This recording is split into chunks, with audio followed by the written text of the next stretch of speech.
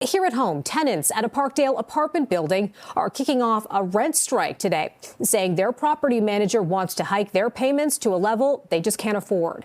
For the latest, let's go live to CP24's Andrew Brennan. He's in the King and Dufferin area. And Andrew, I understand there are banners outside this building as part of the strike.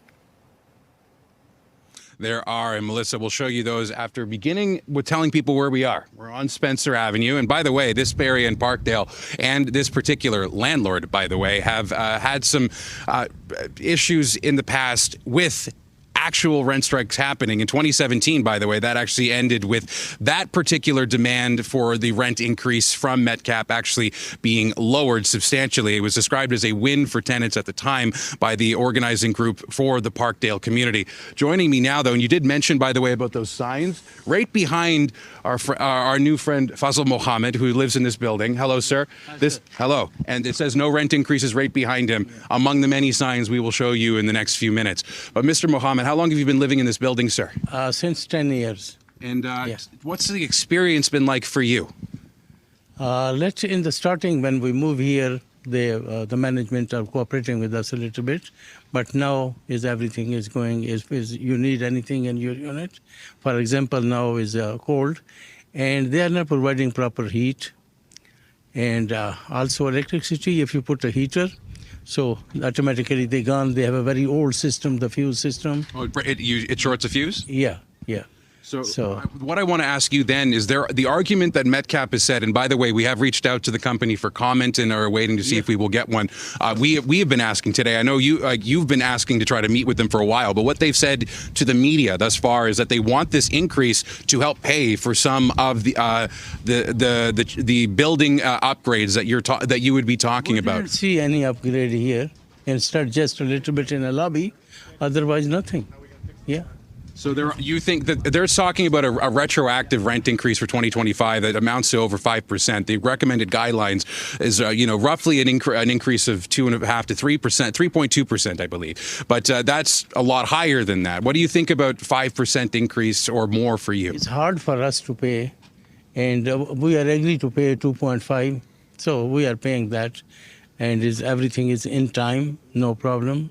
The check every first go. But the 5% is too much. Yeah. Now, in terms of what you're experiencing living in the building, you talked about the heat being, in your mind, inadequate. What do you think that they deserve a rent increase? No, they didn't did anything. We didn't see it. They didn't improve it. So how we can accept that? And it's hard to pay that much. Mr. Mohammed, over the last year, you've told me before we spoke before our on-air conversation that you've been trying to speak to Metcalf over the last year. What's it been like? They don't want to talk with us even. We went on the office, but nobody agreed to talk. Yeah.